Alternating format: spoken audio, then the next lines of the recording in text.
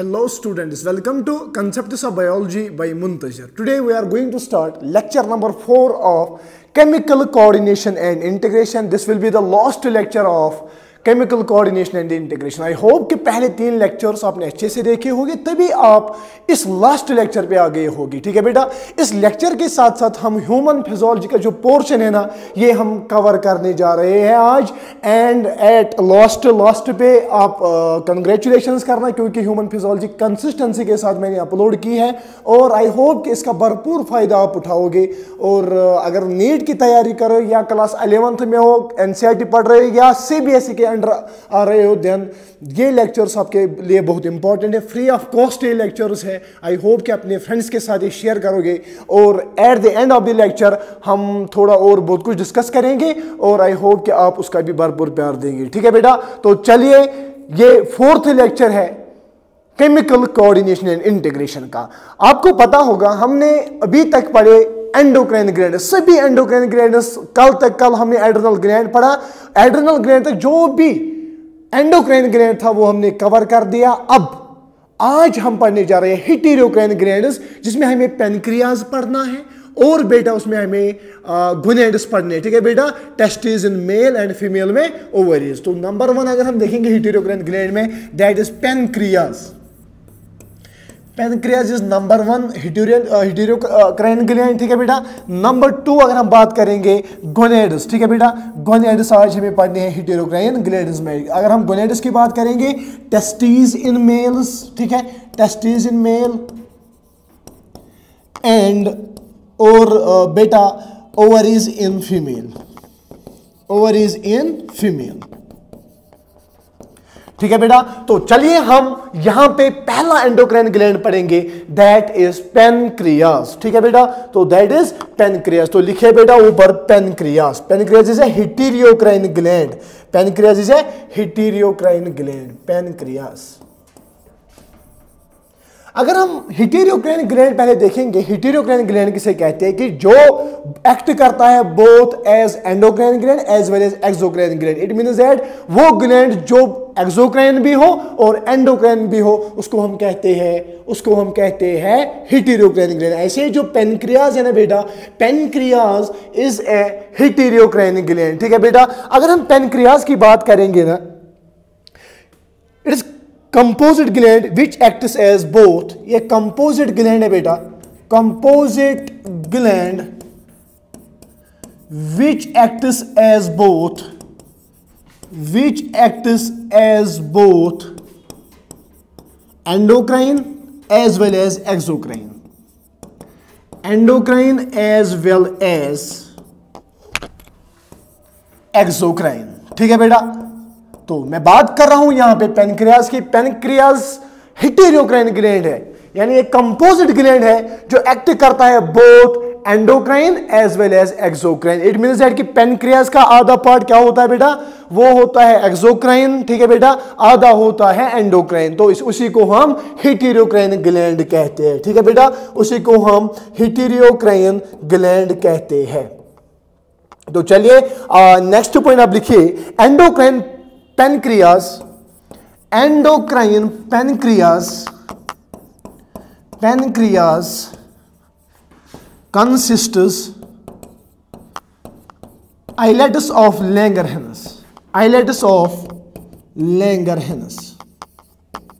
ठीक है बेटा, अगर हम एंडोक्राइन पार्ट की बात करेंगे, ये जो एंडोक्राइन पार्ट इस पेनक्रियाज का होता है ना, वो कंसिस्ट करता है आइलेट्स ऑफ लैंगरहैंस। ठीक है बेटा, इसमें आइलेट्स ऑफ लैंगरहैंस होते हैं। नंबर 3 पॉइंट आप लिखेंगे, about 1 to 2 million islets of Langerhans, about 1 to 2 million of islets of Langerhans, islets of Langerhans constitute, या पहले आप लिखेंगे about 1 to 2 million of islets of Langerhans is present in pancreas, is present in pancreas, pancreas में 1 to 2 millions of islets of Langerhans होते हैं, ठीक है बेटा। और अगर हम इस 1 to 2 मिलियन की बात करेंगे ना बेटा, ठीक है बेटा, ये रिप्रेजेंट करता है only 1 to 2% of the pancreatic tissue, represent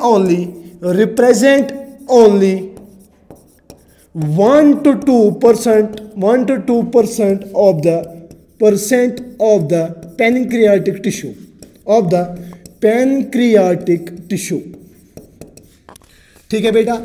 तो चलिए यहां तक पहले हम इसको रिवाइज करेंगे कि pancreas is a heterocrine gland, ठीक है बेटा। It is composite gland which acts as both endocrine as well as exocrine.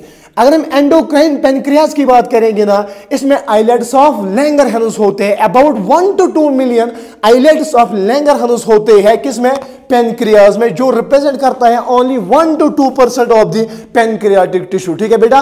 1 to 2% of the pancreatic tissue represent करता है, बट कितने होते हैं sir, 1 to 2 million islets of Langerhans present होते हैं पेनक्रियाज में, ठीक है बेटा, प्रेजेंट होते हैं पेनक्रियाज में। तो चलिए आगे चलते हैं, ठीक है बेटा।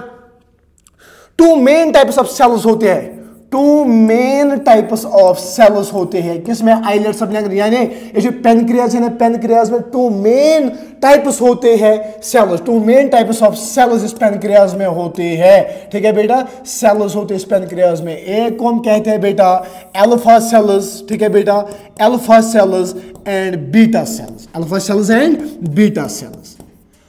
अगर हम अल्फा सेल्स की बात करेंगे ना बेटा, अल्फा सेल्स रिलीज करते हैं ग्लूकागॉन, GLUCAGON, ग्लूकागॉन, ठीक है बेटा। एंड अगर हम बीटा सेल्स की बात करेंगे, बीटा सेल्स रिलीज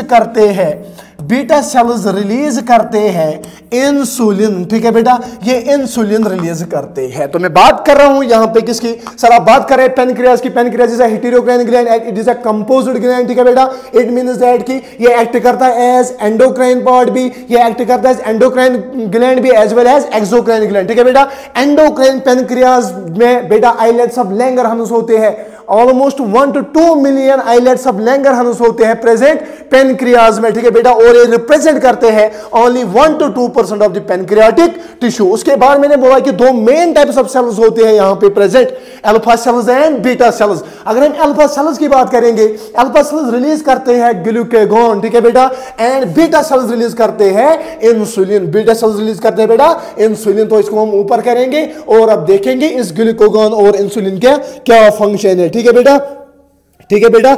ये जो ग्लूकागॉन है इट इज हाइपरग्लाइसेमिक, ठीक है बेटा, इट इज हाइपरग्लाइसेमिक, यानी ये इंक्रीज करता है बेटा, क्या ये इंक्रीज करता है ग्लूकोज लेवल। हाइपरग्लाइसेमिक बोले तो इंक्रीज करता है ग्लूकोज लेवल को ये इंक्रीज करता है। अगर हम इंसुलिन की बात करेंगे, इंसुलिन ये एक्ट करता है, ये होता है क्या बेटा, हाइपोग्लाइसेमिक,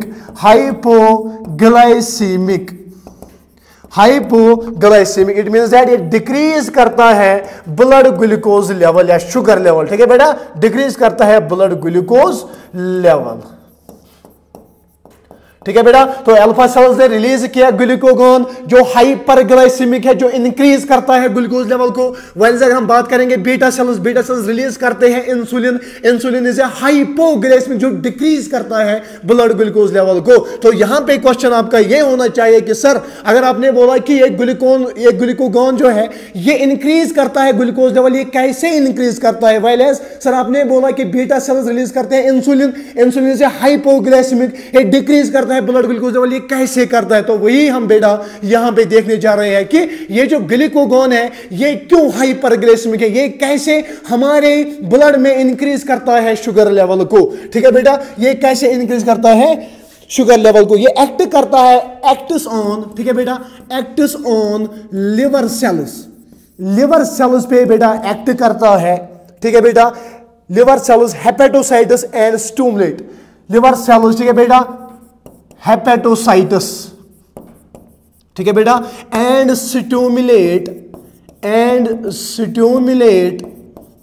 ठीक है बेटा, ये स्टिमुलेट करता है ग्लाइकोजेनोलिसिस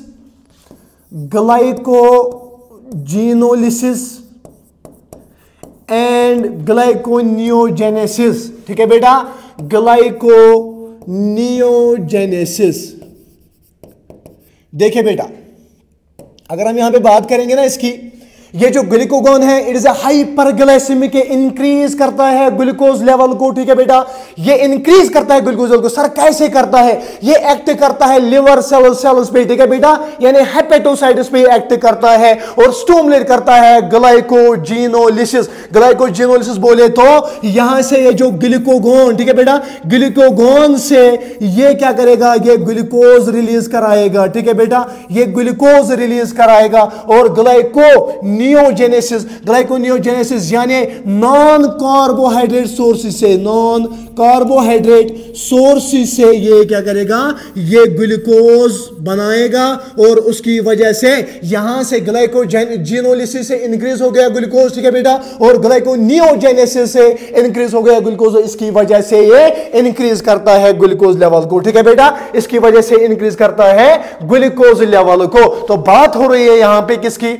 बात हो रही है यहां पे ग्लूकागॉन की। Alpha cells release glucagon. ये जो ग्लूकागॉन है ये हाइपरग्लाइसेमिक है। ठीक है बेटा, इंक्रीज करता है ग्लूकोज लेवल। सर कैसे करता है? ये एक्ट करता है लिवर सेल्स में, हेपेटोसाइट्स पे, वहां पे स्टिमुलेट करता है।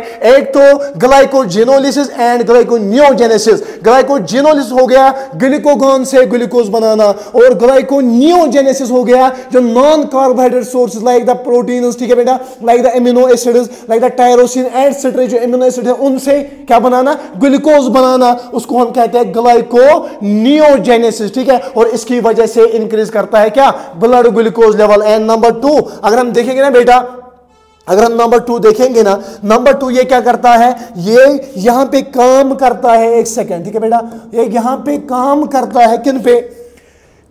reduces the cellular glucose uptake and utilization। ये reduce करता है, reduces the cellular glucose uptake, ठीक है बेटा, cellular glucose uptake and utilization, ठीक है बेटा। इट मीन्स दैट कि ये जो ग्लूकागॉन इज ए हाइपरग्लाइसेमिक, ठीक है बेटा। क्या क्या किया इसने?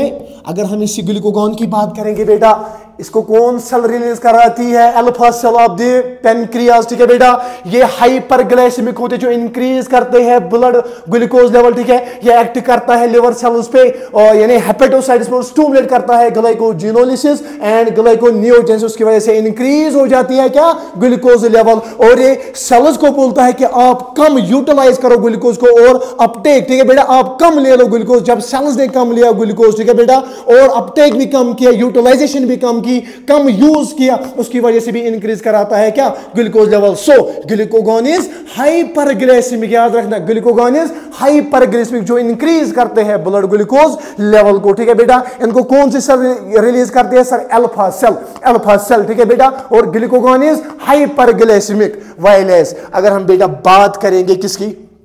अगर हम बात करेंगे इंसुलिन की, किसकी बेटा? इंसुलिन। बीटा सेल जो होते हैं ये रिलीज करते हैं इंसुलिन। इंसुलिन इज हाइपोग्लाइसेमिक, जो डिक्रीज करता है ब्लड ग्लूकोज लेवल को। ठीक है बेटा, जो डिक्रीज करता है ब्लड ग्लूकोज लेवल को। ये मेनली एक्ट करता है किस पे? याद रखना, ये मेनली एक्ट करता है, mainly acts on hepatocytes, liver cells भी एक्ट करता है, एंड एडिपोसाइटस पे क्या बेटा करता है? एक्ट करता है। और उसके बाद ये एनहेंस करता है cellular glucose uptake and utilization, and enhances cellular glucose Uptake.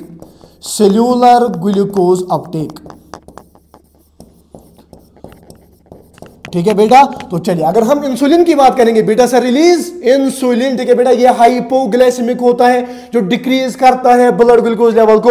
Mainly act करता है, एक तो लिवर सेल्स पे एक्ट करता है, एंड नंबर 2 एडिपोसाइट्स यानी सेल्स ऑफ एडिपोज टिश्यूज, उस पे एक्ट करके ज्यादा यूटिलाइजेशन और अपटेक ज्यादा कराता है उन सेल से, और उसकी वजह से क्या करेगा बेटा, ये डिक्रीज करता है ब्लड ग्लूकोज लेवल को। क्या करता है बेटा, ये डिक्रीज करता है ब्लड ग्लूकोज लेवल को, ठीक है बेटा, ठीक है, ठीक है। और इसकी वजह से डिक्रीज हो गया ब्लड ग्लूकोज लेवल। एंड यहां पे आप नेक्स्ट पॉइंट लिखेंगे कि नेक्स्ट पॉइंट आप यहां पे लिखेंगे, ये स्टिमुलेट कर रहा है glycogenesis, stimulates glycogenesis, stimulates glycogenesis यानी ग्लूकोज से ये ग्लाइकोजन बनाता है, ठीक है बेटा, ग्लाइकोजन बनवाता है, यानी ग्लाइकोजेनेसिस होती है किस में बेटा, किस ग्लाइकोजेनेसिस कौन कराता है, बीटा सेल्स यानी इंसुलिन कराता है। सो यहां पे आप लिखेंगे, so insulin is hypoglycaemic, insulin is hypoglycaemic, hypoglycaemic, ठीक है बेटा। तो यहां तक पहले हम समराइज करेंगे हाइपरग्लाइसेमिक एंड हाइपोग्लाइसेमिक, और उससे पहले हम दूसरे पेज पे जाएंगे। उस पेज में हम बेटा बनाएंगे, एक सेकेंड रुकना, ठीक है। अगर हम यहां पे इस सेल की बात करेंगे ना बेटा, यहां पे ये प्रेजेंट होता है, ठीक है, ठीक है बेटा।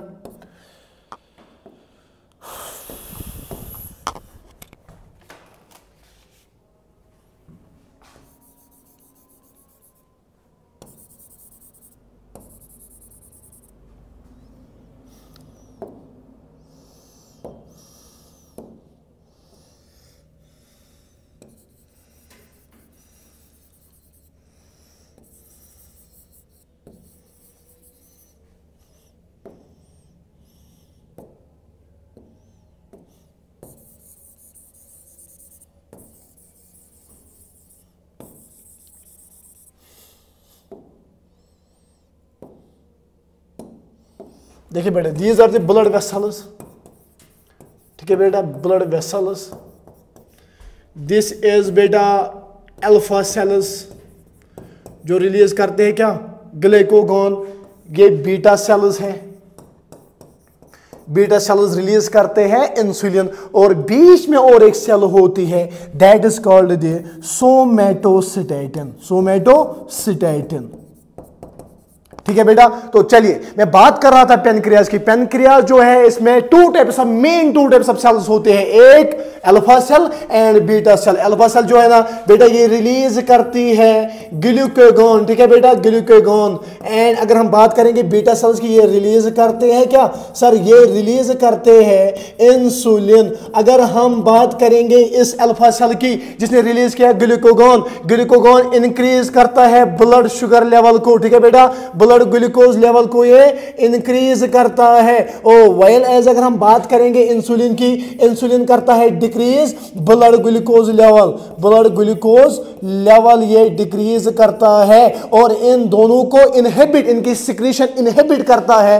सोमैटोसिटैटिन, ठीक है बेटा, inhibits the secretion of, inhibits the secretion of, inhibits the secretion of what, alpha cells and beta cells, ठीक है बेटा, alpha sales and beta cells की सिक्रीशन को इनहिबिट यही सोमैटोस्टेटिन करता है। तो यहां पे आप देखिए कि अगर ग्लूकागॉन की हाइपर सिक्रीशन हो जाएगी उसकी वजह से इंक्रीज हो जाएगा ब्लड ग्लूकोज लेवल, अगर इंसुलिन की हाइपर सिक्रीशन हो गई उसकी वजह से डिक्रीज हो जाएगी ग्लूकोज लेवल। नॉर्मल कितनी होती है वो आपको कमेंट सेक्शन में लिखेंगे, ठीक है बेटा। जो मैंने बॉडी फ्लूइड्स एंड सर्कुलेशन में जब हमने ब्लड पढ़ा था उस वक्त मैंने आपको पढ़ाया था, ठीक है बेटा, वो आप लिखेंगे कि फास्टिंग पे क्या होना चाहिए, खाना खाने के बाद क्या होना चाहिए, और नॉर्मली अगर हम ऐसे ही रैंडमली करेंगे टेस्ट तो कितनी ग्लूकोज लेवल पर 100 ml पर डेसीलीटर में होनी चाहिए, ठीक है बेटा। तो यहां तक पहले हम समराइज करेंगे इसको और उसके बाद हम आगे चलेंगे। सो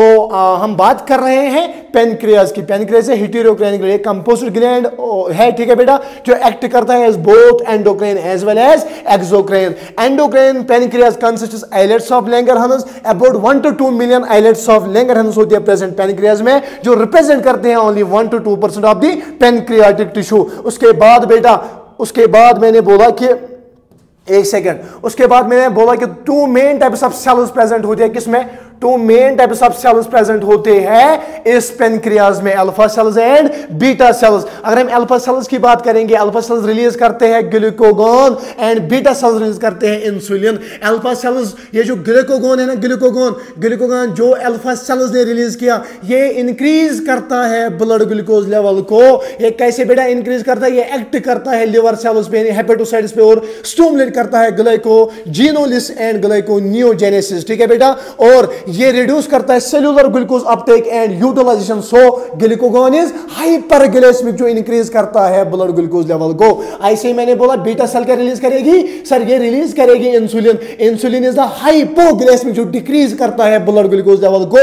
और बेटा मेनली ये एक्ट करता है एक तो हेपेटोसाइट्स पे यानी लिवर सेल्स पे, और एडिपोसाइट्स पे यानी cells of the adipose tissues पे, और उनको बोलता है उन सेल्स को आप ज्यादा ग्लूकोज अपटेक करो और ज्यादा यूटिलाइज करो ग्लूकोज, और उसकी वजह से बेटा ये क्या करेगा, ये डिक्रीज करता है क्या बेटा, ये डिक्रीज करता है blood glucose level. It means that insulin is hypoglycemic, और ग्लाइकोजेनेसिस हो जाती है यहां पे, यानी ग्लूकोज से ग्लाइकोजन बनता है, store form of the glucose बनती है, ठीक है बेटा। तो इंसुलिन ने इंक्रीज किया, यहां पे ग्लूकागोन ने इंक्रीज किया और इंसुलिन ने डिक्रीज किया। उसके बाद मैंने सेल बनाई, इसमें मैंने बोला कि 3 टाइप्स ऑफ सेल्स होती है, ठीक है बेटा, alpha cells, beta cells and somatostatin. Alpha cells release glucagon, increase करते हैं ब्लड ग्लूकोज लेवल, ये जो बीटा सेल्स है रिलीज करते हैं इंसुलिन, जो डिक्रीज करते हैं ब्लड ग्लूकोज लेवल, और सोमेटोस्टेटिन इन दोनों सेल्स की इनहिबिशन या सिक्रीशन को इनहिबिट करते हैं बेटा, इसको इनहिबिट करता है। और उसके बाद आप एक डिसऑर्डर यहां पे लिखेंगे, एक डिसऑर्डर बेटा आप यहां पे लिखेंगे diabetes mellitus. Diabetes mellitus important है, ठीक है बेटा, डायबिटीज मेलिटस।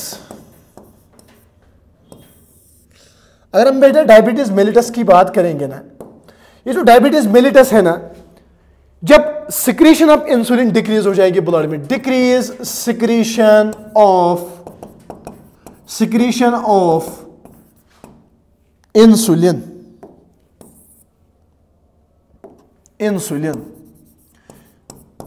बेटा, अगर इंसुलिन की सिक्रीशन डिक्रीज हो जाएगी, इट मीन्स दैट कि इंक्रीज हो जाएगा ब्लड शुगर लेवल, यानी ब्लड ग्लूकोज लेवल इंक्रीज हो जाएगी, ठीक है बेटा, इंक्रीज हो जाएगी क्या, ब्लड ग्लूकोज लेवल इंक्रीज हो जाएगी, ब्लड ग्लूकोज लेवल इंक्रीज हो जाएगी, यानी हाइपरग्लाइसीमिया हो जाएगा, ग्लाइसीमिया हो जाएगा, यानी ब्लड में इंक्रीज हो जाएगी ग्लूकोज लेवल की, ठीक है बेटा। और बेटा जब ग्लूकोज लेवल इंक्रीज हो जाती है फिर ग्लाइकोस यूरिया हो जाता है, उससे ग्लाइकोस यूरिया हो जाता है, यानी यूरिन में ग्लूकोज, ठीक है बेटा, यूरिन में ग्लूकोज ग्लाइकोस यूरिया होता है। उसके बाद क्या होता है, इसकी वजह से पॉलीयूरिया, जितना ज्यादा ग्लूकोज हो जाएगा यानी ग्लूकोज यूरिन में आ जाएगा, इट मींस दैट पॉलीयूरिया हो जाएगा, यानी यूरिया ज्यादा यूरिन आउटपुट बढ़ जाएगा, ठीक है बेटा, यूरिन आउटपुट क्या हो जाएगी बेटा, यूरिन आउटपुट इंक्रीज हो जाएगी। और उसकी वजह से क्या हो जाएगा, जब यूरिन आउटपुट इंक्रीज हो गई उसकी वजह से बेटा, उसकी वजह से क्या होता है, पॉलीडिप्सिया हो जाएगा, क्या हो जाएगा, पॉलीडिप्सिया हो जाएगा। पॉलीडिप्सिया बोले तो सर पॉलीडिप्सिया का मतलब होता है इंक्रीज हो जाएगी थर्स्ट। सर कैसे हो जाएगी, जब यूरिन आउटपुट बढ़ जाएगा, इट मीन्स दैट पानी ज्यादा बाहर निकल रहा है, सो पॉलीडिप्सिया इंक्रीज हो जाएगी थर्स्ट, और उस पॉलीडिप्सिया की वजह से पॉलीफेगिया हो जाएगा, क्या, पॉलीफेगिया, यानी इंक्रीज हो जाएगी हंगर, ठीक है बेटा, इंक्रीज हो जाएगी हंगर, भूख ज्यादा लगेगी, और जब भूख ज्यादा लगेगी ना तो यहां पे क्या हो जाएगा, ठीक है बेटा, पॉलीफेगिया, ठीक है बेटा, और इसकी वजह से इनकम्प्लीट ब्रेकडाउन ऑफ फैट हो जाएगा, incomplete breakdown of fat, incomplete breakdown of fat हो जाएगी, यानी फैट की इनकम्प्लीट ब्रेकडाउन हो जाएगी और उसकी वजह से formation of the ketone bodies, formation of ketone bodies की फॉर्मेशन हो जाएगी और उसकी वजह से कीटो एसिडोसिस हो जाता है, कीटो एसिडोसिस हो जाता है। So I am talking about the disorder related to the insulin, ठीक है बेटा।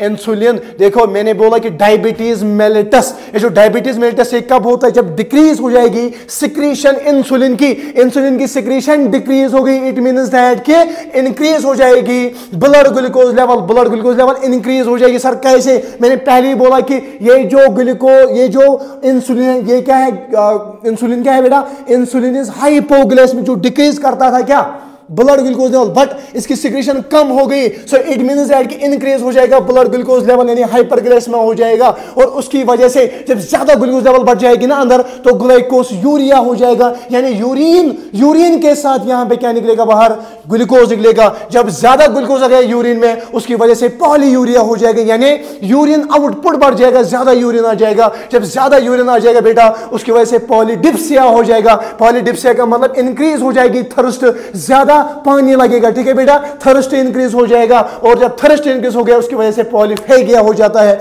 ज्यादा भूख लगती है, ठीक है बेटा, ज्यादा भूख लगती है और जब ज्यादा भूख लगेगी हमारी बॉडी में अंदर इनकम्प्लीट ब्रेकडाउन ऑफ फैट हो जाएगा। जब इनकम्प्लीट ब्रेकडाउन ऑफ फैट हो जाता है तो यहां पे फॉर्मेशन ऑफ कीटोन बॉडीज, यानी कीटोन बॉडीज बन जाती है और जब कीटोन बॉडीज बन जाएगी तो कीटो एसिडोसिस हो जाता है। यानी अगर ये जो डायबिटीज मेलिटस जिसको हम कॉमनली कहते हैं शुगर, ठीक है बेटा, बहुत ज्यादा आज ये आम डिजीज हो गई है, ठीक है बेटा, ये 50% इनहेरिटेड होती है और 50% एनवायरमेंटल होती है कि आप क्या खाते हो, ज्यादा खांड खाओगे तो उसकी वजह से हो जाएगा, ठीक है बेटा।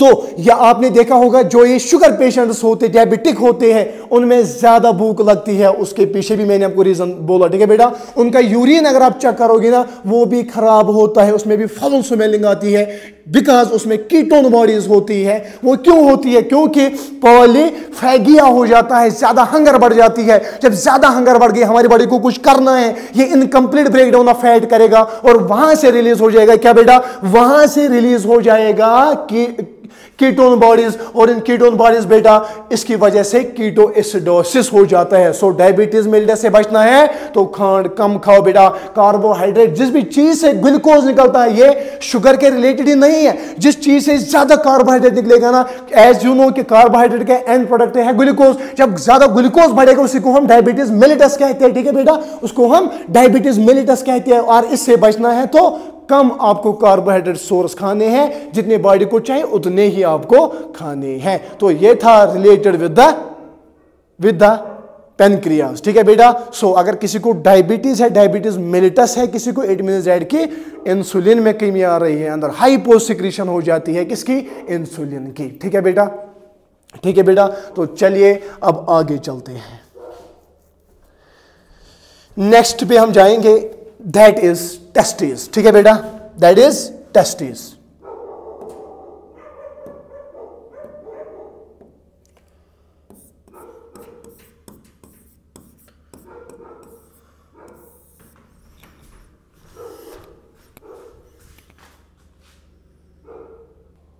चलो बेटा अब हम पढ़ेंगे टेस्टिस, ठीक है बेटा। अगर हम टेस्टिस की बात करेंगे ना, testis is also what, testis भी हेटेरोक्राइन ग्लैंड होता है, ठीक है बेटा।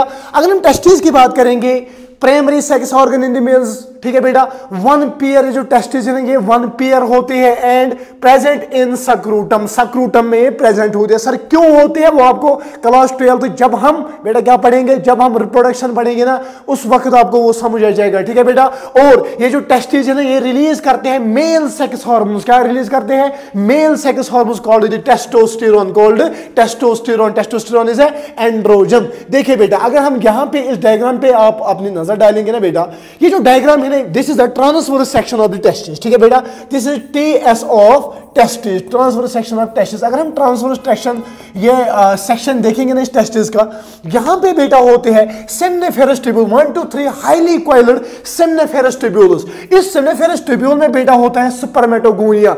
Spermatogonia is male germ cell जिसकी मियासिस हो जाती है, और उसके बाद जब इस मेल जर्म से इस स्पर्मेटोगोनिया की ये मियासिस हो जाएगी ना, वहीं से फिर स्पर्म बनता है, ठीक है बेटा। ये जो मेल जर्म सेल स्पर्मेटोगोनिया है ना, यहां पे सेल्स होते हैं, उन सेल्स को हम कहते हैं सेरोटोलाइट सेल्स। क्या सेल्स? सेरोटोलाइट सेल्स। जो सेरोटोलाइट सेल्स जो है ना, ये न्यूट्रिशन प्रोवाइड करते हैं टू द डेवलपिंग स्पर्मेटोगोनिया को, ठीक है बेटा। और यहां पे लीडिंग सेल्स होती है, ये जो लीडिंग सेल्स होती है ना बेटा, ये सिक्रीट करते हैं एक टेस्टिकुलर हार्मोन, ठीक है बेटा, कॉल्ड द एंड्रोजन्स। एंड्रोजन्स ये बेटा सिक्रीट करते हैं लीडिंग सेल्स। आपको यहां तक समझ आ गया होगा कि यहां पे ईच टेस्टिस, अगर हम ट्रांसवर्स सेक्शन देखेंगे ना, 1 to 3 highly coiled seminiferous tubules होते हैं, और उसके अंदर स्पर्मेटोगोनिया होती है, मेल जर्म सेल, और यहां पे सेरोटोलाइट सेल्स होते हैं जो न्यूट्रिशन प्रोवाइड करती टू द डेवलपिंग स्पर्मेटोगोनिया, ठीक है बेटा। और यहां पे लीडिंग सेल्स होती है जो सिक्रेट करते हैं टेस्टिकुलर हार्मोन एंड्रोजन। तो यहां पे हमें हार्मोनल सिस्टम की बात करते हैं, इससे पहले आपको यह जरूरी समझना था। हमको पता है कि जो एंटीरियर पिट्यूटरी है ना, एंटीरियर पिट्यूटरी रिलीज करता है एंड्रोजन्स, ठीक है बेटा, ये रिलीज करता है एंड्रोजन यानी LH एंड FSH, ठीक है बेटा, luteinising hormone and follicular stimulating hormone, ठीक है बेटा। यहां से एंटीरियर पिट्यूटरी जब FSH रिलीज करता है ना बेटा, ये एक्ट करता है, ये फॉलिकुलर स्टिमुलेटिंग हार्मोन एक्ट करता है सेरोटोलाइट सेल्स पे, और वहां से रिलीज कराता है, एक तो इनहिबिन रिलीज कराता है एंड्रोजन बाइंडिंग प्रोटीन, ठीक है बेटा, एंड्रोजन बाइंडिंग प्रोटीन, ठीक है बेटा, एंड्रोजन बाइंडिंग प्रोटीन यहां से रिलीज करता है, और यहां से रिलीज कराता है इसे स्पर्म मैच्योरेशन फैक्टर। और LH जो है ना, LH काम करता है इन लीडिंग सेल्स पे, और वहां से रिलीज कराता है testosterone plus androgen binding protein. तो यहां से भी स्पर्म मैच्योरेशन फैक्टर जो स्पर्म मैच्योरेट करेगा, और ये दोनों स्टिमुलेट करते हैं स्पर्मेटोजेनेसिस यानी formation of the sperm plus maturation of the sperm, sperm को मैच्योरेट करते हैं, ठीक है बेटा। और अब देखें LH एंड FSH की कितनी इंपॉर्टेंस है यहां पे। अगर LH एंड FSH नहीं होता, ना ही टेस्टोस्टेरोन बनता बेटा, ना ही स्पर्मेटोजेनेसिस होती, ठीक है बेटा। तो यहां पे आप पहले इसको देखेंगे और हम आगे बढ़ेंगे, ठीक है बेटा, ठीक है बेटा। तो चलिए अगर हम आगे देखेंगे ना इसके, अब फंक्शन पढ़ेंगे एंड्रोजन्स की, ठीक है बेटा। इससे पहले मैं और एक बार आपके लिए रिवाइज कराता हूं, ठीक है बेटा। Testis the primary sex organ, 1 pair होती है, सक्रूटम में प्रेजेंट होती है, ये रिलीज करते हैं मेल सेक्स हार्मोन यानी टेस्टोस्टेरोन एंड्रोजन। उसके बाद मैंने बोला transverse section of the testis, ठीक है बेटा। ये जो ट्रांसवर्स सेक्शन में आपको दिख रहा है ना, ये these are the seminiferous tubules, ये 1 to 3 हाईली कॉइल्ड ट्यूब्यूल्स होते हैं, उनको हम कहते हैं सेमनिफेरस ट्यूब्यूल्स, ठीक है बेटा। और यहां पे इसके अंदर स्पर्मेटोगोनिया होती है यानी मेल जर्म सेल, जिसकी मियासिस हो जाती है, उसके बाद वहां से स्पर्म बनता है। और यहां पे सेरोटोलाइट सेल्स होती है जो इन स्पर्मेटोगोनिया को न्यूट्रिशन प्रोवाइड करते हैं। और यहां पे लीडिंग सेल्स भी होती है जो सिक्रेट करते हैं testicular hormone called the androgens. Anterior pituitary से बेटा यहां से रिलीज हो जाता है फॉलिकुलर स्टिमुलेटिंग हार्मोन, जो इन सेरोटोलाइट सेल्स पे काम करके यहां से रिलीज कराता है इनहिबिन एंड्रोजन बाइंडिंग प्रोटीन, जहां पे एंड्रोजन बाइंड करेगा, ठीक है बेटा, और sperm maturation factor and luteinising hormone जो एंटीरियर पिट्यूटरी का है ना, ये इस लीडिंग सेल पे काम करता है और वहां से रिलीज कराता है testosterone plus androgen binding protein जो स्टिमुलेट करता है, ये दोनों स्टिमुलेट करते हैं यहां से स्पर्म मैच्योरेशन फैक्टर जो स्पर्म को मैच्योरेट करते हैं, और इसकी वजह से यहां से स्टिमुलेट होती है स्पर्मेटोजेनेसिस यानी फॉर्मेशन ऑफ द स्पर्म। तो फॉर्मेशन ऑफ स्पर्मेटोजेनेसिस और ये जो स्पर्म है ना बेटा, और ये टेस्टोस्टेरोन जो है ना, ये कभी नहीं बनेगा अगर LH एंड FSH काम करना बंद करेगा, ठीक है बेटा। तो इसके बाद हम आगे चलते हैं बेटा फंक्शन ऑफ एंड्रोजन यानी इस टेस्टोस्टेरोन की फंक्शन के। मैंने कल भी एक आपको बोला था कि ये गायनेकोमास्टिया कि enlargement of the mammary glands in the mails, वो कैसे होता है कि अगर, ठीक है बेटा, अगर क्या हो जाएगा, अगर टेस्टोस्टेरोन की लेवल कम हो जाएगी ना बॉडी में एक मेल में, उसमें भी ये मेमोरी ग्लैंड्स एनलार्ज हो जाएंगे। तो अब हम देखेंगे इस टेस्टोस्टेरोन यानी मेल एंड्रोजन का इसकी फंक्शन क्या है, ठीक है बेटा, ये रेगुलेट करता है development and maturation and function of the male accessory organs की डेवलपमेंट, ठीक है, मैच्योरेशन, ठीक है बेटा, रेगुलेशन, ठीक है, फंक्शन इसकी क्या करता है सर, ये रेगुलेट करता है ये एंड्रोजन टेस्टोस्टेरोन। क्या एपिडाइडिमस जो आप रिप्रोडक्शन में पढ़ोगे, ठीक है बेटा, वाज डिफरेंस की डेवलपमेंट, ठीक है, सेमिनल वेसिकल की, प्रोस्टेट ग्लैंड की, यूरेथ्रा की डेवलपमेंट में ये मदद देता है ये testosterone. Number 2, these hormone stimulate muscular growth, डोले शोले जो आप बनाते हो ना वो भी टेस्टोस्टेरोन की वजह से है। अगर आप चाहते हो कि टेस्टोस्टेरोन की लेवल मुझ में बढ़नी चाहिए, देन आपको अच्छा डाइट खाना पड़ेगा, आपको एक्सरसाइज करने के लिए जाना पड़ेगा, ठीक है बेटा, और फ्रेश माइंड लेके आप जब जाओगे ना तो टेस्टोस्टेरोन की लेवल बढ़ेगी। जब टेस्टोस्टेरोन की लेवल बढ़ती है ना वो प्रमोट करता है मस्कुलर ग्रोथ, ठीक है बेटा, तो डोले शोले तभी बनेंगे, ठीक है बेटा। उसके बाद एग्रेसिवनेस, ठीक है बेटा, शरारत, ठीक है, जैसे आपको शरारतें भी चढ़ती होगी, ठीक है, एग्रेसिवनेस ये भी इसी की वजह से, एंड्रोजन की वजह से है, यानी टेस्टोस्टेरोन, ठीक है। लो पिच ऑफ वॉइस, ठीक है बेटा, मोटी आवाज, ठीक। एंड्रोजन जो है ना ये एक्ट करता है सेंट्रल नर्वस सिस्टम पे, किस पे, सेंट्रल नर्वस सिस्टम पे ये एक्ट करता है और इन्फ्लुएंस करता है बेटा, क्या, और इन्फ्लुएंस करता है मेल सेक्सुअल बिहेवियर यानी लिबिडो। टेस्टोस्टेरोन, ठीक है बेटा, या एंड्रोजन एक्ट करता है हमारे सेंट्रल नर्वस सिस्टम पे और इन्फ्लुएंस करता है मेल सेक्सुअल बिहेवियर यानी लिबिडो भी ये इन्फ्लुएंस करता है बेटा, ठीक है। दीज हार्मोन्स प्रोड्यूस एनाबॉलिक, ये जो हार्मोन्स है ना बेटा एंड्रोजन के, ठीक है बेटा, एंड्रोजन्स है ना ये प्रोड्यूस करते हैं एनाबॉलिक यानी synthetic effect on the protein and carbohydrates, ठीक है बेटा, ठीक है बेटा। और यहां तक जो है टेस्टीज भी कवर हो गया। आई होप कि ये जो टेस्टीज मैंने यहां पे आपको पढ़ाया आप आराम से नोट्स बनाएंगे। उसके बाद जब आप देखेंगे ना ये जो एनसीईआरटी मेंशन करती है ना, एनसीईआरटी थ्योरेटिकल वे से मेंशन करती है, मैं उसको एक ही डायग्राम में कंप्लीट करता हूं, ठीक है बेटा। तो चलिए अब हम आगे जाएंगे ओवरीज पे। अब हमें ओवरी पढ़नी है, ठीक है बेटा, अब हमें ओवरी पढ़नी है। तो चलिए बेटा, अगर हम ओवरी की बात करेंगे, प्राइमरी सेक्स ऑर्गन ये फीमेल्स में होती है ये ओवरी, ठीक है, 1 पेयर ऑफ ओवरीज होती है फीमेल में और ये रिलीज करते हैं sex hormone in the females. देखिए ये ओवरी है, ठीक है बेटा, ये ओवरी है। ये जो ये है ना, दीज आर द फॉलिकल्स, ये जो फॉलिकल्स है ना आपको पता होगा कि ओवल्यूशन हो जाती है एट द 14th डे, यानी ओवर रिलीज हो जाता है फीमेल में जो ओवर रिलीज होता है eight the 14th day of the menstrual cycle, ठीक है। वो ओवर जो है ना वो पहले छोटे छोटे फॉलिकल्स होते हैं, ठीक है, ओवरियन फॉलिकल्स। क्या है बेटा, ओवरियन फॉलिकल्स जो है ये तभी मैच्योर ओवा बनेगा ना जब इसमें मैच्योरेशन हो जाएगी, जब इनमें डेवलपमेंट हो जाएगी। देखिए यहां पे हमारा जो एंटीरियर पिट्यूटरी है ना ये रिलीज करता है एक hormone called the follicular stimulating hormone. ये जो फॉलिकुलर स्टिमुलेटिंग हार्मोन है ये इन छोटे फॉलिकल्स पे काम करके ये इनकी डेवलपमेंट करता है इन द प्राइमरी फॉलिकल, फिर हो जाए सेकेंडरी फॉलिकल से टर्शियरी फॉलिकल और टर्शियरी फॉलिकल से मैच्योर फॉलिकल यानी ग्राफियन फॉलिकल। यानी जब एंटीरियर पिट्यूटरी ने FSH follicular stimulating hormone release किया ना तभी इन फॉलिकल्स की डेवलपमेंट हो गई।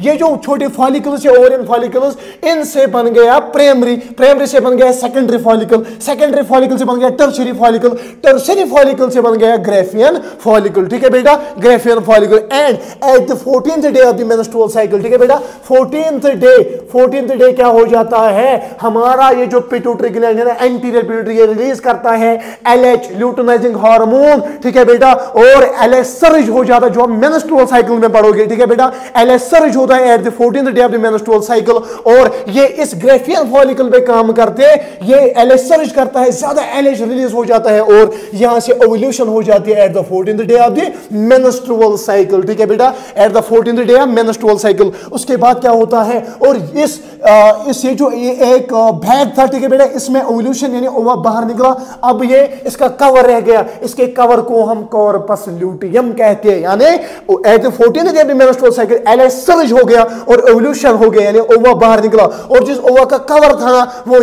अंदर ही रह गया, उसको हम कहते हैं कॉर्पस ल्यूटियम, ठीक है बेटा, और यहां पे एक व्हाइट बॉडी होती है उसको हम कहते हैं कॉर्पस एल्बिकन्स कहते हैं, ठीक है बेटा, अब देखिए primary follicle, secondary follicle, tertiary follicle. ठीक है बेटा, ये जो डेवलपिंग फॉलिकल्स है ना, ये रिलीज करते हैं एस्ट्रोजन हार्मोन। याद रखना, डेवलपिंग फॉलिकल्स, अब यहाँ पे तो इन फॉलिकल्स में काम करके फॉलिकुलर स्टिमुलेटिंग हार्मोन ने काम किया, फिर बन गया primary follicle, secondary follicle, tertiary follicle. ठीक है, और ग्रेफियन फॉलिकल। ये जो डेवलपिंग फॉलिकल्स है ना, ये रिलीज करते हैं एक hormone called the estrogen, called estrogen release करता है। ठीक है बेटा, ऐसे ही ऐसे अगर हम बात करेंगे ना, आगे जाएंगे ना, आगे ये जो कॉर्पस ल्यूटियम है ना, याद रखिए जो कॉर्पस ल्यूटियम बोले तो कि जब 14th डे पे एवोल्यूशन हो गया, इसका कवर रह गया, उस कवर को हम कॉर्पस ल्यूटियम कहते हैं। ये जो कॉर्पस ल्यूटियम है ना, ये टेम्परेरी प्रेगनेंसी हार्मोन, ठीक है बेटा, ये टेम्परेरी एंडोक्राइन ग्लैंड जो यहां पे काम करता है as a endocrine gland, temporary endocrine gland, ये एक्ट करता है एज ए एंडोक्राइन ग्लैंड और रिलीज करता है एक hormone called the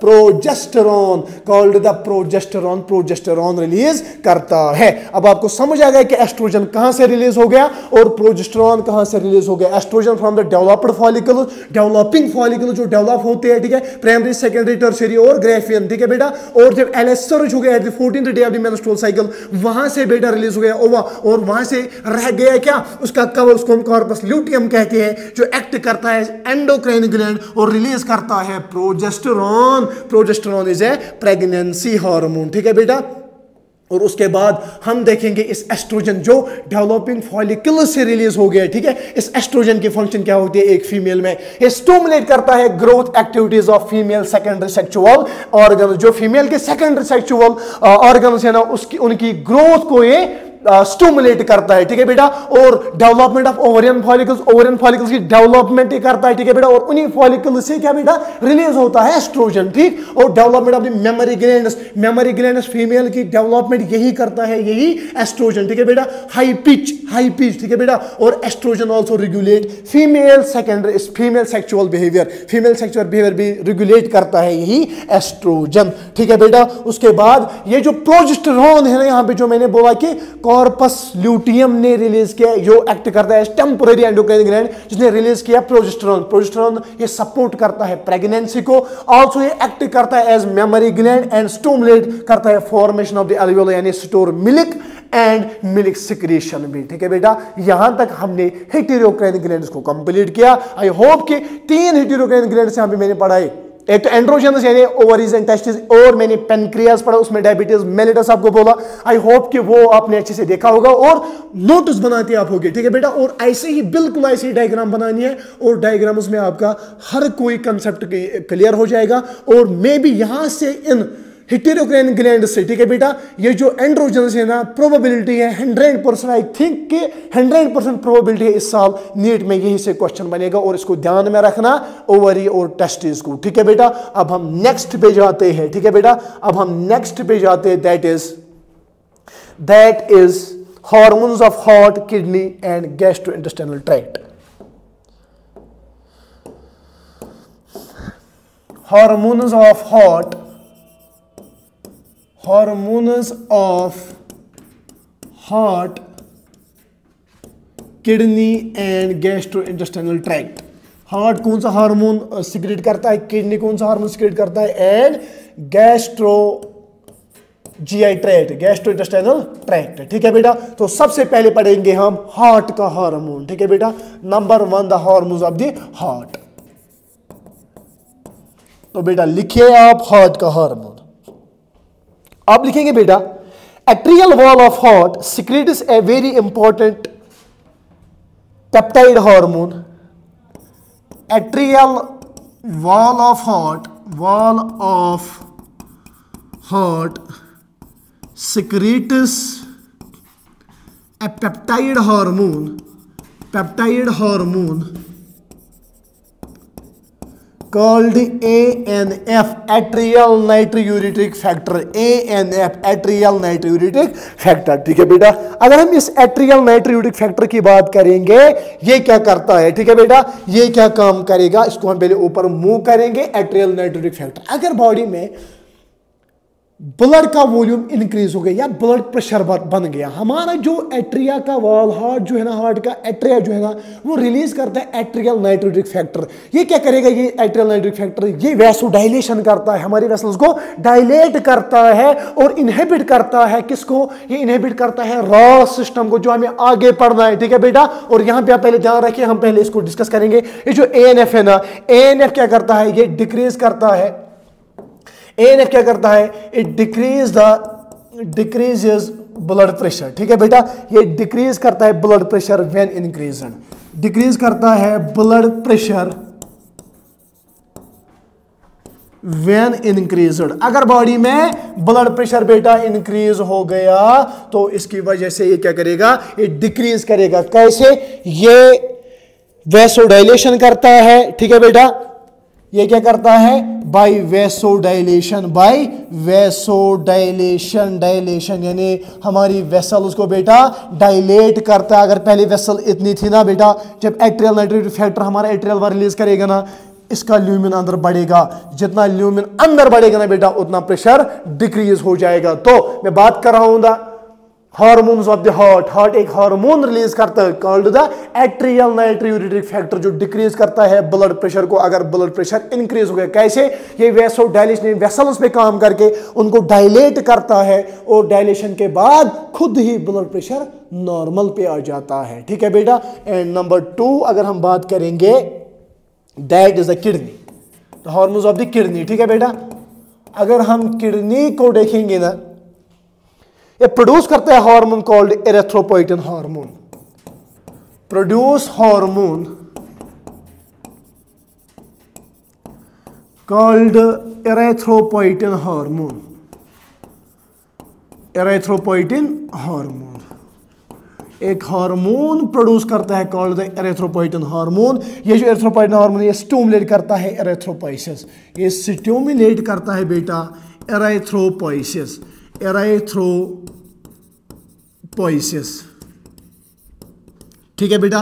end number 2 काम क्या करेगा, ये इंक्रीज करता है blood pressure by stimulating J cells of kidney, increase करता है ब्लड प्रेशर को ये इंक्रीज करता है, increase blood pressure by stimulating J cells of kidney, by stimulating J cells of kidney, extra glomerular cells of kidney. ठीक है बेटा, ये हम आगे रास में पढ़ेंगे। ठीक है बेटा, कैसे करता है। अब किडनी में आप ध्यान रखिए कि नंबर 1 एक हार्मोन प्रोड्यूस करता है कॉल्ड द एरिथ्रोपोइटिन हार्मोन, जो स्टिमुलेट करता है erythropoiesis formation of RBC. And number 2 increase करता है blood pressure by stimulating J cells of the kidney. जो हार्ट का वाल्व था वो क्या करता, वो डिक्रीज करता था ब्लड प्रेशर को, इंक्रीज कौन करता है, किडनी। कैसे? By stimulating J cells of the kidney. अब आगे आप देखेंगे वो कौन सा हार्मोन रिलीज करते हैं और वो कैसे काम करते हैं, और हार्ट और जो किडनी है ये कैसे एंटागोनिस्टिकली अपोजिट ये एक दूसरे कैसे काम करते हैं, कैसे मेंटेन कैसे रहता है हमारा ब्लड प्रेशर, वो आगे देखेंगे। ठीक है बेटा। और नेक्स्ट आप लिखेंगे hormones of gastrointestinal tract, hormones of GI tract, gastro intestinal tract. बेटा यहां से नीट 2023 में क्वेश्चन बना था, याद रखना। ठीक है बेटा, वो उसको देखना, hormones of gastro intestinal tract. ये जो गैस्ट्रो इंटेस्टाइनल ट्रैक्ट ये सिक्रीट करता है 4 मेजर हार्मोन्स, सिक्रीट करता है बेटा 4 मेजर हार्मोन्स ये सिक्रीट करता है। नंबर 1 हार्मोन अगर हम देखेंगे दैट इज गैस्ट्रिन, ठीक है बेटा। तो गैस्ट्रिन की अगर हम बात करेंगे, ये जो गैस्ट्रिन है ना, गैस्ट्रिन एक्ट करता है गैस्ट्रिक ग्लैंड्स पे। ठीक है, एक्ट्स ऑन गैस्ट्रिक ग्लैंड्स पे ये एक्ट करता है और बेटा वहां से स्टिमुलेट करता है secretion of HCl and pepsinogen, stimulates the secretion of HCl and pepsinogen, ठीक है बेटा, HCl एंड पेप्सिनोजन। तो मैं बात कर रहा हूं बेटा क्या, हार्मोन्स ऑफ गैस्ट्रोइंटेस्टाइनल ट्रैक्ट। मैंने बोला ये सिक्रेट करता है 4 major hormones. Number 1 is gastrin. Gastrin act करता है गैस्ट्रिक ग्लैंड्स पे, ठीक है, और स्टिमुलेट करता है secretion of the HCl hydrochloric acid and pepsinogen की, ठीक है बेटा। और नीट 2023 में यहां से क्वेश्चन बना है, इसको ध्यान में रखना। नंबर 2 हार्मोन की अगर हम बात करेंगे बेटा, अगर हम नंबर 2 हार्मोन की बात करेंगे, that is secretin, SECRETIN, secretin. अगर हम सिक्रेटिन की बात करेंगे, ये एक्ट करता है एक्सोक्राइन पैनक्रियाज पे, एक्ट्स ऑन एक्सोक्राइन पैनक्रियाज, ठीक है बेटा, एक्सोक्राइन पैनक्रियाज पे ये बेटा एक्ट करता है और वहां से रिलीज कराता है सिक्रेटिन, ठीक है बेटा। क्या रिलीज कराता है, सिक्रीशन, वहां पे स्टिमुलेट करता है उसको, और secretion of water and bicarbonate ions, ठीक है बेटा, और रिलीज करता है secretion of water and bicarbonate ions, ठीक है बेटा। नंबर 2 हार्मोन की बात हो रही है, दैट इज सिक्रेटिन। ये एक्ट करता है एक्सोक्राइन पैनक्रियाज पे और उसको स्टिमुलेट करके और सिक्रीशन करता है वाटर और बाइकार्बोनेट आयन्स की, ठीक है बेटा, secretion of water and bicarbonate ions. Number 3 hormone आप लिखेंगे, दैट इज CCK, कोलिसिस्टोकाइनिन। अगर हम कोलिसिस्टोकाइनिन की बात करेंगे ना बेटा, ये जो कोलिसिस्टोकाइनिन है ना, ये एक्ट करता है बेटा पेनक्रियाज पे एंड गॉल ब्लैडर पे, ठीक है बेटा, ये एक्ट करता है पेनक्रियाज पे, acts on pancreas and gall bladder और पेनक्रियाज पे एक्ट करते हैं और बेटा स्टिमुलेट करते हैं secretion of pancreatic enzymes and bile juice, and stimulate करते हैं पेनक्रियाटिक सिक्रीशन को, ठीक है बेटा, या पेनक्रियाटिक एंजाइम्स एंड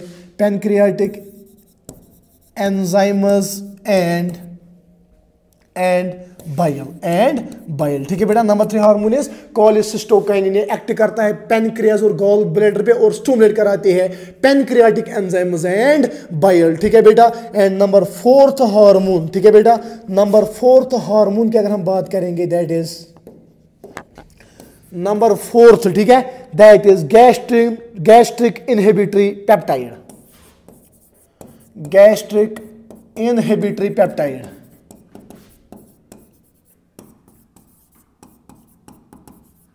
यह क्या करता है, ये इनहिबिट करता है गैस्ट्रिक सिक्रीशन को, inhibits gastric secretion and motility, inhibits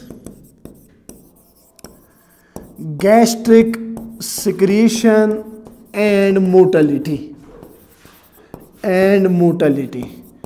inhibit करता है गैस्ट्रिक सिक्रीशन और मोटिलिटी को। तो मैं बात कर रहा हूं बेटा किसकी, hormones of gastrointestinal tract. Number 1 hormone is gastrin.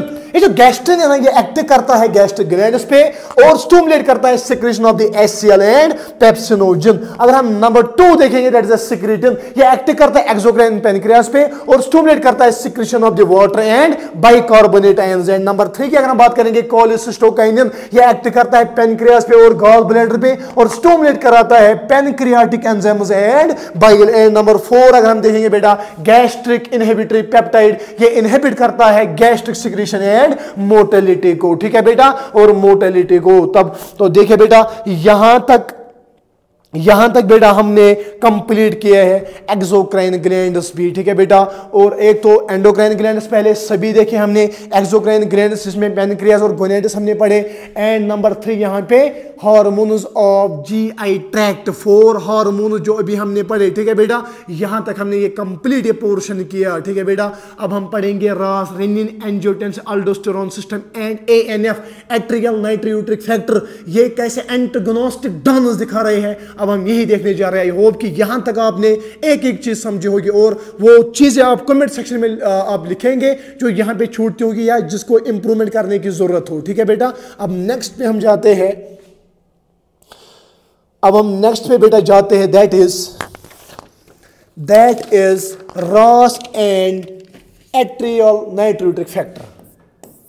रास एंड एट्रियल नाइट्रोयूरेट्रिक फैक्टर। अगर हम रास की बात करेंगे, रेनियन RENNIN, ठीक है बेटा, REN, एक सेकेंड, ठीक है बेटा, एक सेकेंड,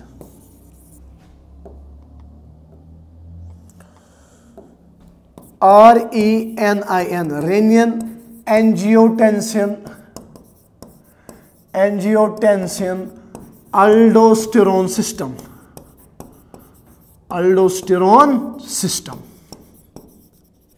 एंड ANF कौन बेटा रिलीज करता है sir? Atrial natriuretic factor, atrial natriuretic factor, ये हार्ट से आता है, ठीक है बेटा। तो चलिए हम देखते हैं ये कैसे हमारे ब्लड वॉल्यूम को, ब्लड प्रेशर को मेंटेन रखेंगे, ठीक है बेटा। इसको हम कहते हैं the antagonistic dance, the antagonistic dance. तो चलिए बेटा अब हम इसी को देखते हैं नेक्स्ट स्लाइड पे, ठीक है बेटा। अब हम इसी को देखते हैं नेक्स्ट स्लाइड। पहले हम रास देखेंगे, रास, रेनियन एंजियोटेंसिन अल्डोस्टेरोन सिस्टम, ठीक है बेटा। If GFR glomerular filtration rate decrease हो जाएगी, ठीक है बेटा। इफ ब्लड प्रेशर डिक्रीज, ठीक है बेटा। अगर बेटा ब्लड आयनिक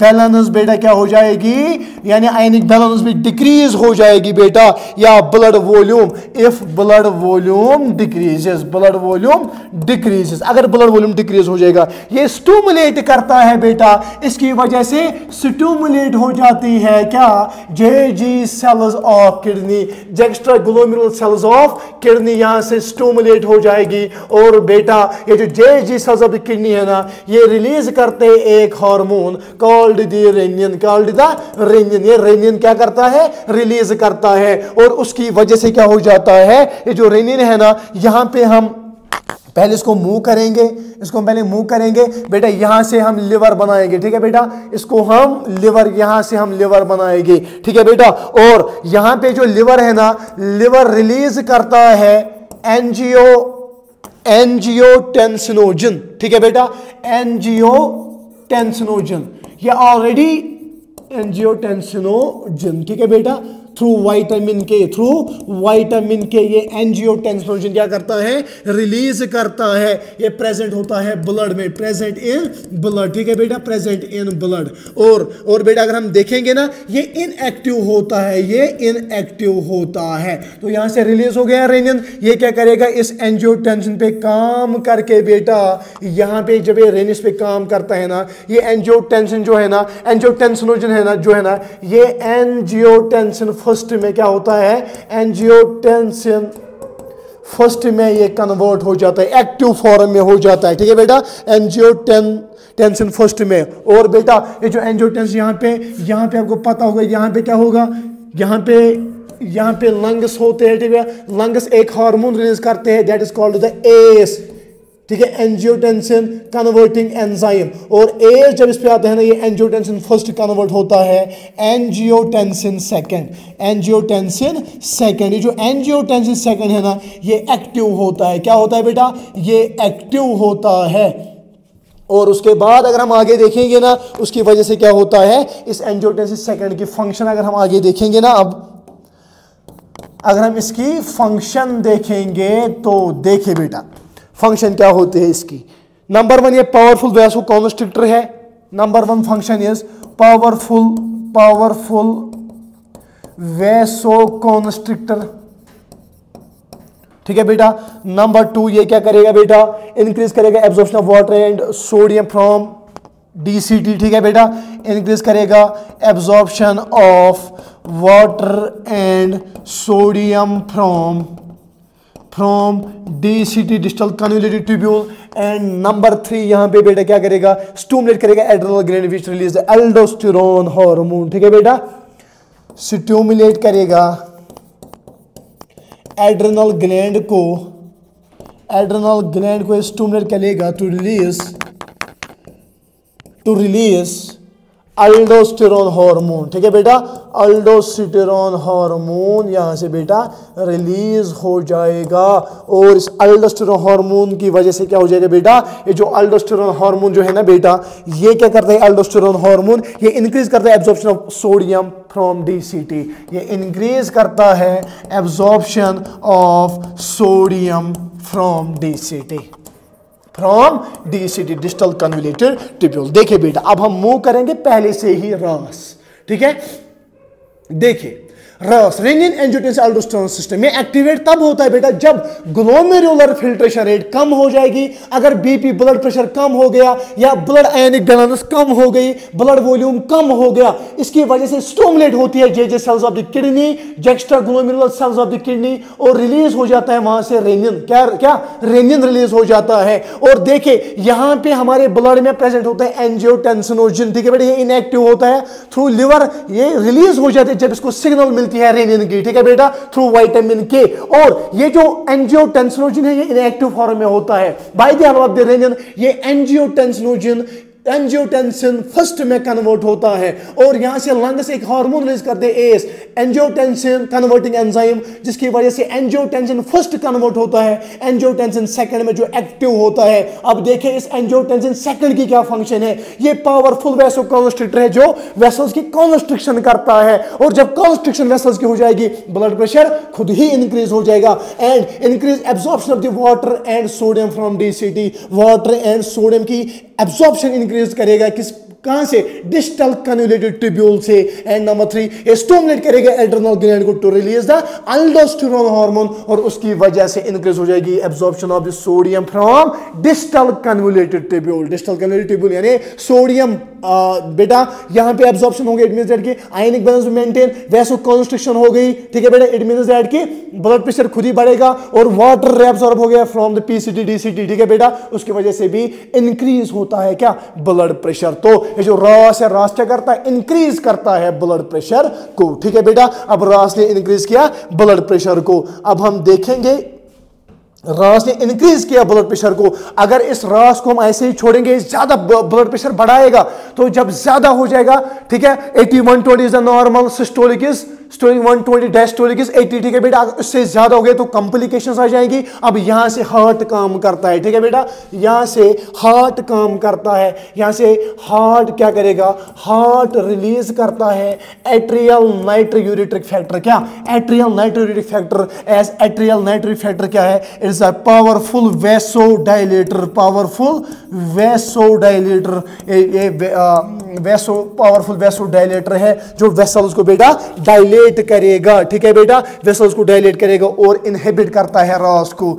एंड इनहिबिट करता है रास को ये इनहिबिट करता है, उसके काम को बंद करता है। बस इतना ही था, इतना ही आपको बढ़ाना था, आपने बढ़ाया, अब ज्यादा बढ़ाने की जरूरत नहीं है। और वेसो डायलेट करता है, डायलेशन करते हैं वेसल्स की, इसकी वजह से मेंटेन रहता है क्या, ब्लड प्रेशर मेंटेन रहता है, और it act as diuretic, it act as diuretic, act करता है एज डायूरेटिक, यानी डायूरेसिस, पॉलीयूरिया हो जाता है, ज्यादा यूरिन आउटपुट बढ़ जाता है, जब ज्यादा यूरिन निकला, जब ज्यादा पानी बाहर निकला, इट मींस दैट कि ब्लड प्रेशर कम हो जाएगा। यहां पे रास इंक्रीज करता है ब्लड प्रेशर को, but atrial natriuretic factor decrease करता है, और उसकी वजह से मेंटेन रहता है। ये था रास एंड एएनएफ का एंटागोनिस्टिक डायनेमिक, जो ये क्या करते हैं बेटा, ये एंटागोनिस्टिक डायनेमिक्स है जो ये एक दूसरे के अपोजिट में करते हैं, सो दैट कि हमारा blood pressure, blood ionic balance, GFR etcetera maintain रहता है। आई होप कि यहां तक आपने समझा होगा कि रास एंड एएनएफ कैसे काम करता है, सो दैट कि हमारा blood pressure, blood ionic balance maintain रहती है।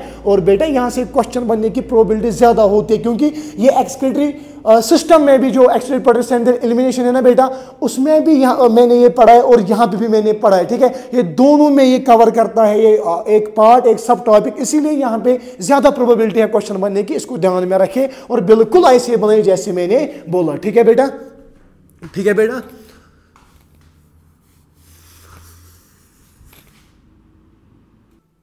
बेटा इसी से हमने ये जो ह्यूमन फिजियोलॉजी का पोर्शन था ना, ये हमने कंप्लीट किया, और आई होप कि ये सीरीज़ आपको अच्छी लगी होगी। अब जूलॉजी में बचते हैं चैप्टर 2-3, एक तो बायोमॉलिक्यूल्स हम पढ़ेंगे, एनिमल किंगडम पढ़ेंगे और बेटा स्ट्रक्चरल ऑर्गेनाइजेशन इन एनिमल्स, ठीक है बेटा। ये 3 चैप्टर रह गए क्लास 11th जोलॉजी के, और ये भी हम कवर करेंगे आराम से अच्छे से, ठीक है बेटा। और यहाँ तक ह्यूमन फिजियोलॉजी में हर कोई चीज़ जो आपके नीट के लिए इम्पोर्टेंस रखता है, ठीक है बेटा। और अगर आप CBSE पढ़ रहे या बोर्ड हो, ठीक है बेटा, आप ये लेक्चर्स देखें, इनका नोट्स बनाए, उसके बाद NCERT पे जाइए।